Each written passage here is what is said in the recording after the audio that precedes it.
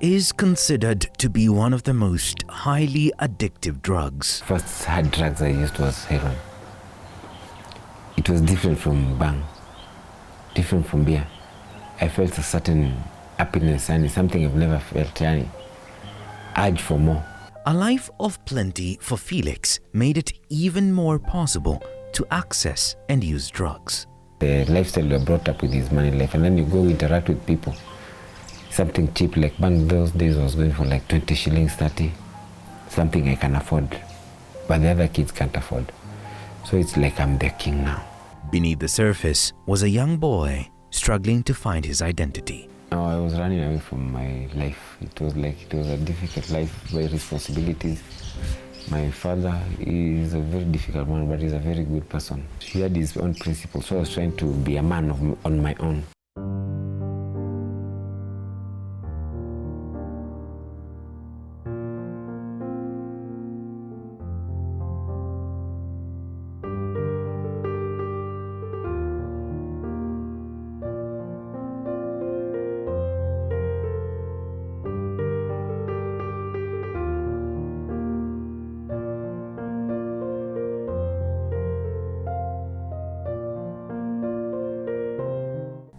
To tell Felix's story, we made the trip to a bustling town in Machakos County known as Tala. Despite being brought up in Nairobi, this is where Felix calls home today. As he reflects on his early life, it was only time until he started using drugs. I used to like hanging out. So all the time I was out. Then out I met with my friends, other friends from school. They take me to their estates, which are different from ours. So that's why I started experiencing some things, like you could see people using drugs. Then from there I went to Masi. Masi boys, then was a boys' school. It was mixed. So my class was the last class to be Masi mixed before it became a boys' school. So most of the people at Masi were footballers from the slums, from the streets, from the Eastlands. That's how I had experienced the first Eastlands, was when I was in school. So I experienced people from Masi. The footballers, most of them used to use drugs. It was a norm in that school.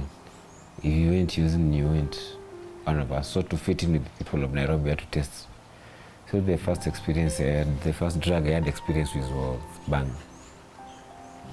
I smoked it, but it was like hectic. It was the first time I smoked it, then I went to sleep at night. So you imagine yourself, from you being brought up in Nairobi, then you go to such a school. It's very far in Kambani, deep interior. Dry season, you have to go outside to fetch water at the rivers. You meet with the villagers, most of them, they are peddlers. I don't know how they used to make it to school. They had people inside the school, even the cooks, most of them, they used to smuggle drugs, peddle drugs. According to Felix, his upbringing contributed a lot in ensuring he continued with his addiction. So I started drifting from my family. Sometimes, you want to use, you need some money. My pocket money had to be increased. Even my father was like, he gave us an allowance. I was being given an allowance of, let's say, like 200 shillings. So I can say even my father was an enabler, because the money we were being given, the lifestyle we were brought up with is money life. And then you go interact with people. Something cheap, like back those days I was going for like 20 shillings, 30, something I can afford, but the other kids can't afford. So it's like I'm the king now. Because where I come from is different from theirs. When there wasn't any money, they have rough ideas. When I was at your place, I saw something when you had the election. Ndio na kitumeka hapo mbata mtumiangi like hiyo. Endo bring it, tukoneshe do. So we start selling small things from the home. Kuku kama hizo ziko zinakaa hapo. So when I used to come these sides, this is home, where I hail from, the soko ndio Kambani. It's like kitu kama ng'ombe, I can sell it, go back, I say nilipata ng'ombe 2 zimekufa. Nobody asks me. Hiyo pesa sasa you start making money through illegal things. Like you start with home. To nyumbani, you're selling them just to sustain your lifestyle.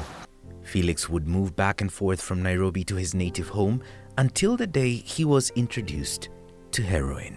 Some on drugs, sometimes they just take a sip of beer, gargled my mouth. So when I go home, you see me high, but I'm spelling like I'm. So it was like beer isn't bad. Come on, Bombay, you can do it. So I used to hang around like clubs of Carnival. I used to go to Carnival. There's a club called Dreams, Sarah City. It was on Mombasa Road. Those were my hang joints. We go to Nairobi West. After going out Kani, Museum Hill, all those places happening. But in Westlands was the tough move. That's where I tasted my first drug, my hard drugs. First hard drugs I used was heroin. It was different from bang, different from beer. I felt a certain happiness and something I've never felt, yani, urge for more. Something, and it keeps you high, like you want to just keep on doing it. So I had to do it. My first experience, the day I met my friend here, Bravo. That's what he told me. The street name of that thing is Usinionji, don't test me. Because if you do, you'll always be looking for me. You'll never think about anything else but me. After finishing high school, Felix joined the Kenya Polytechnic at the time, and by this time, the addiction had gotten worse. It was also different because those drugs were there. Everything was available. There was time for everything. I could go to school the whole day, but never attend classes. College life changed us a lot because from school, in secondary school, we had rules. But at college, you could do anything. Either you go to class, it's up to you. Do what you want. So I remember the student center. Downstairs, there was a room we used to call Wine Wadu. They used to sell hard drinks, they had liquor. So you can go do your thing. You're in school, but you're high. So you interact with the peer group, trash again. So I came back to that peer group. They changed me again. There's something about me which moves when there's a crowd. I like flowing with the tide. So I was like, no, I won't be left behind. Let me go with this one. That's what I was pursuing printing. So I didn't pursue it later in life. I don't even use what I did there. I managed like I never did. Felix's attention now turned to exploring the heroin drug. Since I knew where the streets, you can get it in Nairobi, the cheapest price you can get it at. So we had to bring it home in Tala, because I wanted to be here at home most of the time. Expenses for Nairobi wasn't good for me. Nairobi is expensive. I laugh if you get into things in Nairobi, you get into the wrong company. Most of the people I was with were felt down by the bullet. So I just had to avoid that life, because I would have been next to sustain that life in Nairobi. Alafu unajua home. You reach a point when you enter the house, everyone was like, hey, lock your rooms, take care, this guy is around. So it was like, at home, they see me in the morning, I'm off. I come in the evening, I'm high, I go to sleep.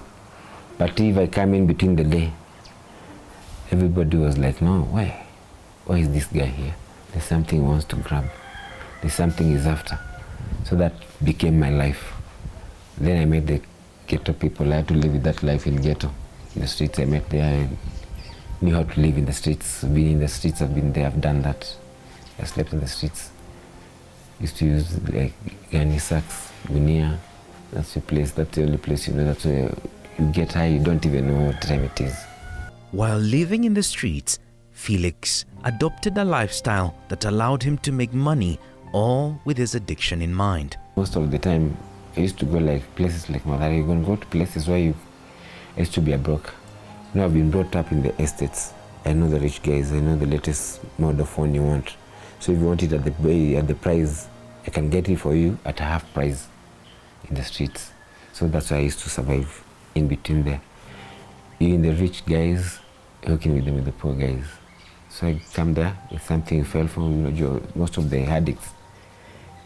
My sister says it's something like a phone, I can go take it and sell it. All I want is just for my addiction to pass away. They are roster, just to take care of it. So I'll sell it, even though I don't even care about the price. I don't even know the market price. How much will I give you? Give me 1,000 shillings. It might be worth more than that. So that's why I used to survive. When you come there, I go survive with you. You want this phone, I buy it at 1,000 shillings because I know I'll give you even 100 fast wait for me. I go sell for it. I go, there's already customers waiting for it. Sell it, come back, give your money, then I'll be left with my money. It is while hustling in Mathare that Felix survived a near-death experience. So when I went to Mathare, there's this trigger-happy cop. His name is Rashid. Most people have heard of him. Yeah, he's a killer. So he kills people. So that day, accidentally, I was just there. There's a place we used to go search at night when it teaches at night. It's like it's a shanty. Papers are put there, then you go underneath there. So that's where I used to sleep. So Rashid comes from these places. There were two guys he was after, and they were loaded, they had guns. So the first place they saw they should have hidden was where we were. So they just come inside, and then they come inside, they drop their guns there. So when Rashid was to enter there, he should have killed everyone there. So when he was seated there, I could see him through a crack. That guy is mayhem. He was like, wameingia hapi. Wanaingia hapa hivi. Tafuta kila nyumba, kila mtu atoke hapa tu wao. So what saved me that day, a certain guy was drunk. So when he came, he took a corner, he saw the cops. So he had to run back. They were like, hata ndio hao wamerudi hivi. So they went after him. He was the guy who died. They killed him for nothing. So I got lucky, they never came to that place. But those guys, they could have messed us up. Such incidents would stay on Felix's subconscious, and notwithstanding, there were situations that led him to stop injecting himself with heroin. What made me quit on injecting, there's a certain place it reached a point, there was a guy I was with, so you haven't taken the drug, you have to get something you used to call a rosto. So you're all over, you're shaky, you're sick. Just to get high, you have to get to the drug. So there was this guy, he had money, he had loaded himself so much, so he was knocked out, he was like, his cat is high. So a friend of mine just comes and says, where this guy is, his blood can make us high.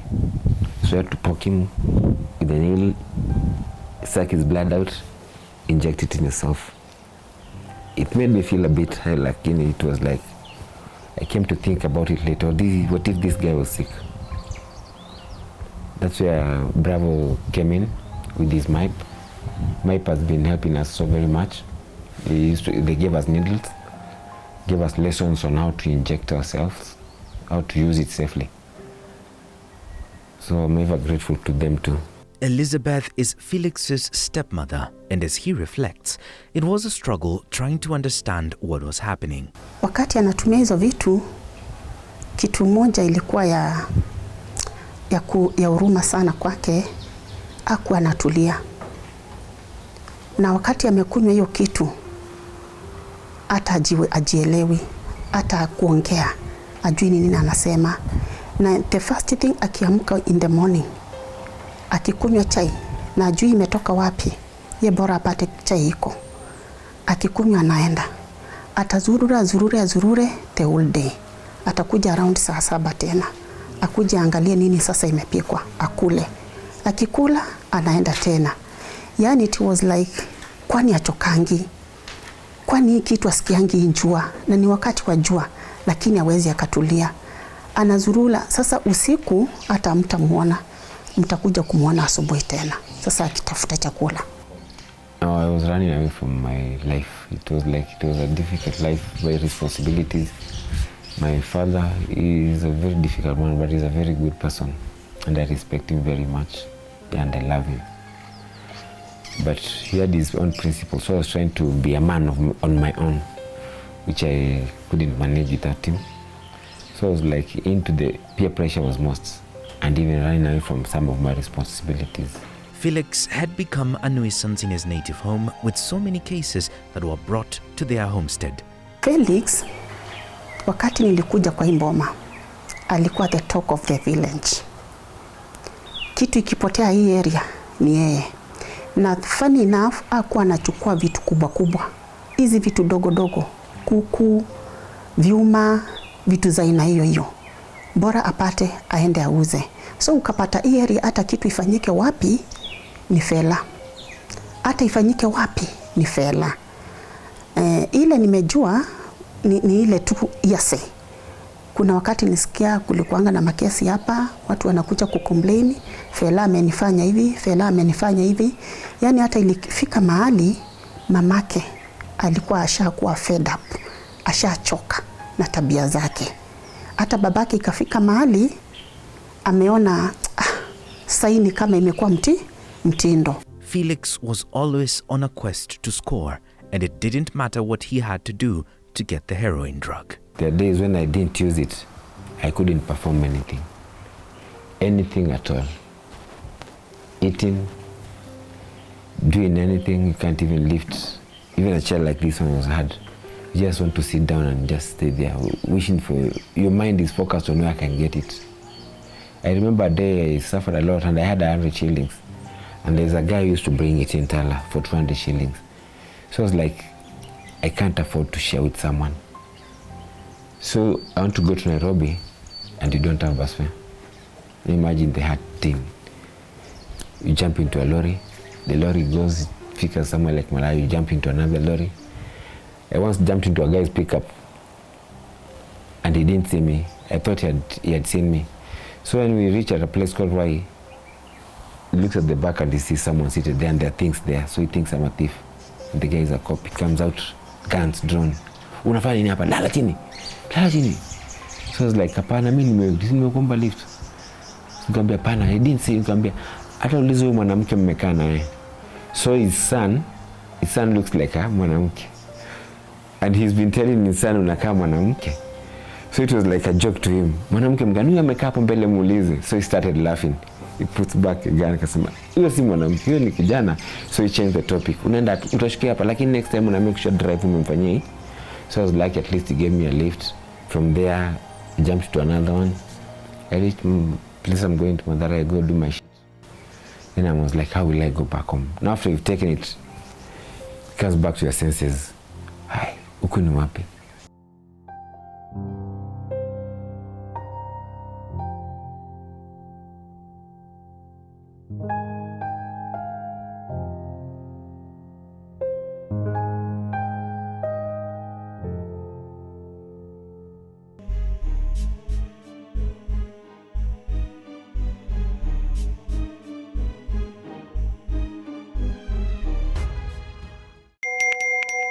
We are living in a lost and broken world, constantly bombarded by messages of hate and atrocities.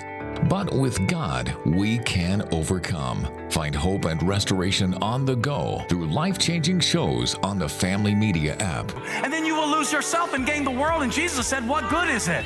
Get to stream Family TV and Family Radio 316 straight from your phone. Catch up on a show you missed or create video streaming playlists by saving and watching videos from our huge variety of shows at your own convenience. Download the Family Media app, available for all Android and iOS users on the Google Play Store and Apple Store respectively. Family Media, keeping Jesus on the airwaves.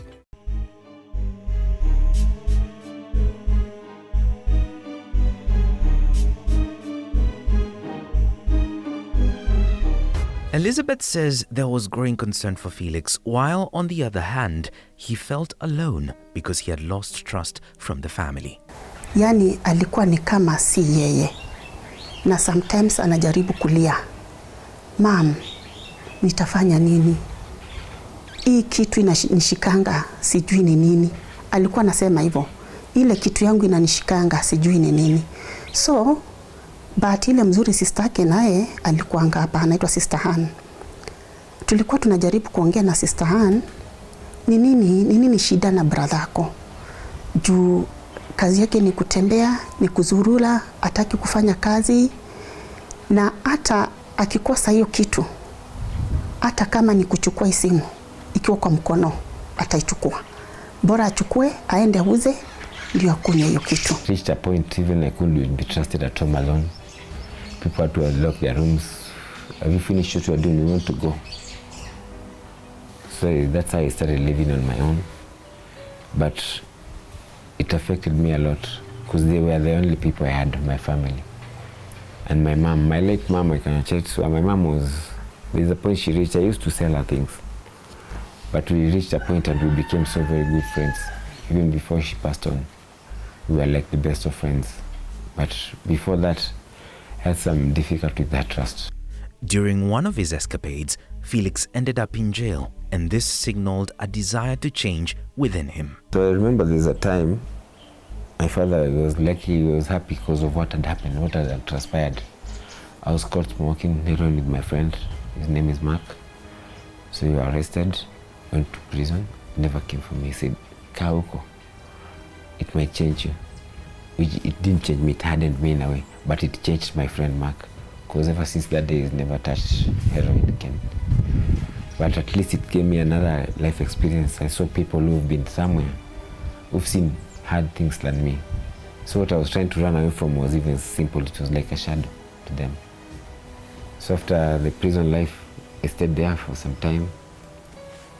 The bond came through, my father came, helped me out. I came out, but I started thinking now about how to change my life. I started avoiding that life again because I didn't want to go back to that place. As this was happening, Elizabeth started intervening with the Lord's word, and in due time, Felix got to a point of wanting to go for rehab. Ilifika mahali hata mamake akaniambia, naomba siku moja ubebe Felix mahali unaabudu, uende naye at least uone kama anaweza ombewa abadilike. Na Felix hakukataa. Tulishikana mkono mimi na yeye na sister yake na tukaenda kanisani. Hapo sasa hata wakati mwingine nilikuwa nampata amefika, hata hakuwa ananiambia akienda. So nikaambia sister yake, unaona sasa ameanza kujiambia mwenyewe bila kusukuma, anahitaji maombi. So Felix, wakati tulianza na maombi, akaanza yani na akifanya kitu sasa anakubali, anaona kweli hii nifanya, ana apologize. You see, someone can die when you're with that person. You're seated there and he's dead. The next I see you today, it's now you see me, now you don't. So I started thinking about my life, how I can change my life. Because I've lost so many friends through this thing. Most of them have gone through mob justice. Most are felt by the bullet. So I started avoiding some people, some places and some things. Started sticking to myself, trying to be with my family. But it reached a point in life I had to go search for it just for a while, go look for it, then come back. But I transitioned slowly before I got the will to just quit on it. So I took to myself, I told my sister, now I'm ready, I can go to rehab. Felix was taken to Eden Village Treatment and Rehabilitation Center, and it is there that his life changed. There's a day I tried to withdraw on my own. The first thing you experience is diarrhea. And then you start getting dehydrated. You don't want anything, you get sick, you get fevers, you get malaria, you start shaking. So I tried it, but I couldn't make it. So I had to use it. I reduced my gauge, sometimes the dose, but I tried withdrawing on my own, but it wasn't very easy. So that's where Eden Village came in. They helped me, medical. So I had to go through something called MAT, medical assisted therapy, step by step. So after I went to Eden Village for 3 months. So they gave me a program of the life now, the way I live, how to manage my life. How you wake up in the morning, what you can do, how to set your time, this and this. So I just got used to that program, and it became me. That was the withdrawal. After the withdrawal symptoms had gone, my body was just picked up. So you take time, you drink water, take time, you eat something kidogo. When you feel like you want, you chew a gum, you go play games, watch a movie, take books, read. At least I know how to use my time. I don't have time for idleness. When Felix came back home, the transformation was evident, as his stepmother attests. Felix alikuja amebadilika. Alibadilika tabia, hata mwili. Mi kitu ya kwanza kumuona hivi, hata sikumfahamu. Yule Felix alitoka hapa akienda rehab, hata sijui alikuwa anatoshanaje. Lakini wakati aliingia ile gate, niliona a different person, mtu mwenye heshima, na kweli akifika hivi alikuja pale kwa nyumba kwangu akaniambia, "Mom, I'm back and I'm glad nimekuwa reformed. Huyu sio yule Felix ulikuwa unajua.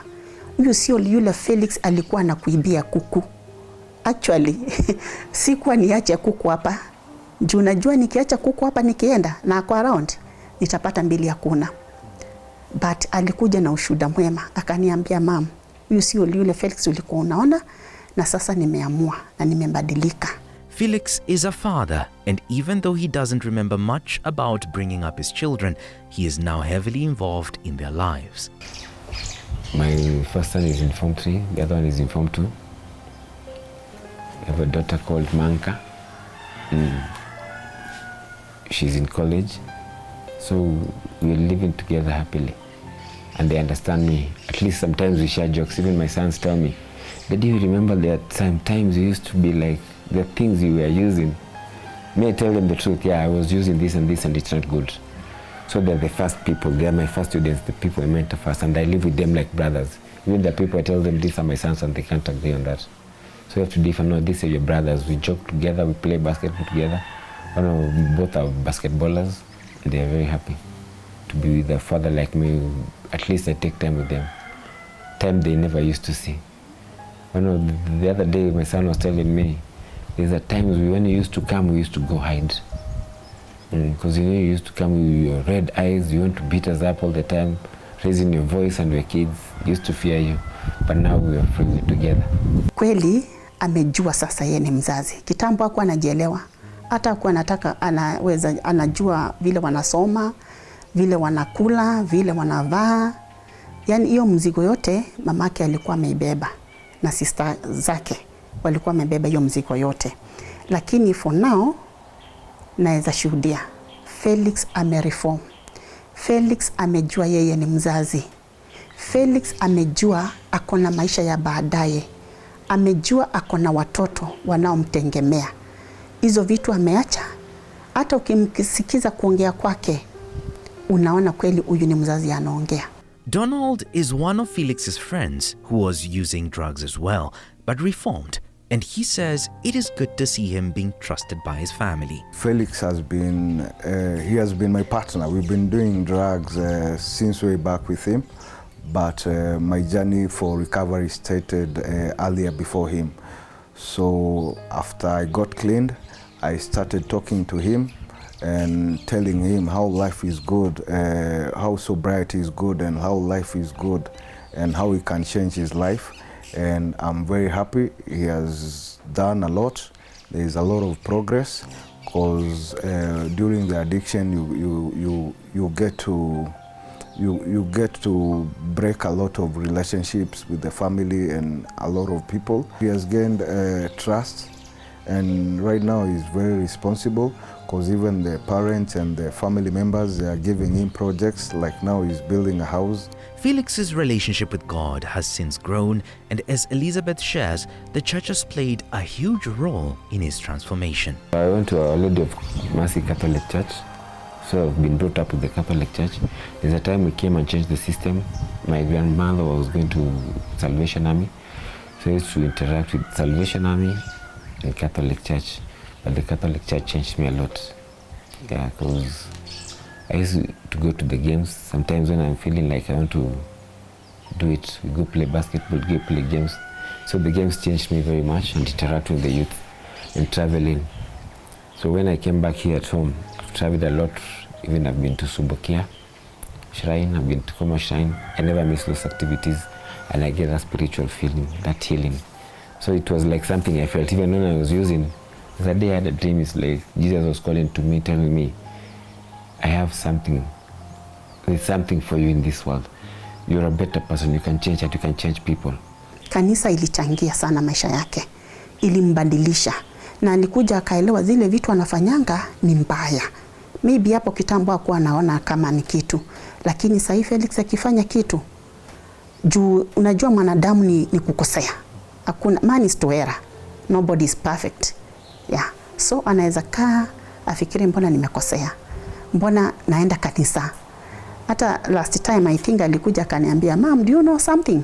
Kamuliza nini? Hey, maombi ni kama imekuwa chakula kwetu. So through that I was happy. Nikajua bado hujaachilia ile msingi ya maombi, unashikilia. From his heroin addiction, Felix is on the forefront of engaging young people to stop using the drug. There's a day I saw a young guy. He was like the age I started with. He wants to start using. I never told him to quit. I bet him up. Yani, it's like my own son. When the parent asked me what happened with you and my son, whatever he's trying to go into, it will affect you more than it even affects him. Because the people who suffer are the parents. Yeah, like my mom. They are the ones who feel it. Imagine losing your son to something like that. Someone you could send yesterday, no, you can't send. Someone you could trust with your own things, you can't even trust them. So me, through my own experience, what I can tell someone straight on the face, don't even try about it. If you hear about it being mentioned somewhere, just avoid that place. Avoid those people, avoid that thing. As Felix mentioned, addictions affect families more, and it is important for parents to approach such situations with love. Kitu ya kwanza ni kuweka mtoto wako kwa maombi. Juu pasipo maombi hakuna kitu inawezekana. So anaweza sema katika ile misingi ya Felix tuliweka maombi. Na yeye akanja akajielewa. Na sometimes we were trying to compare verses, scriptures. Tunamwambia hebu soma hii. Hii inaelekeza hivi, hii inaelekeza hivi. So through the scriptures hizo kusoma, at least akaanza kujielewa. So kama wazazi, sioni vile tunaweza choka na watoto wetu. Si kupenda kwetu. Ni ile tu peer pressure, wanajipata katika hali hiyo, wanajipata maisha kama hiyo. Na wewe mzazi sasa, kama umepata mtoto wako ameingia kama maisha kama hayo, usichoke.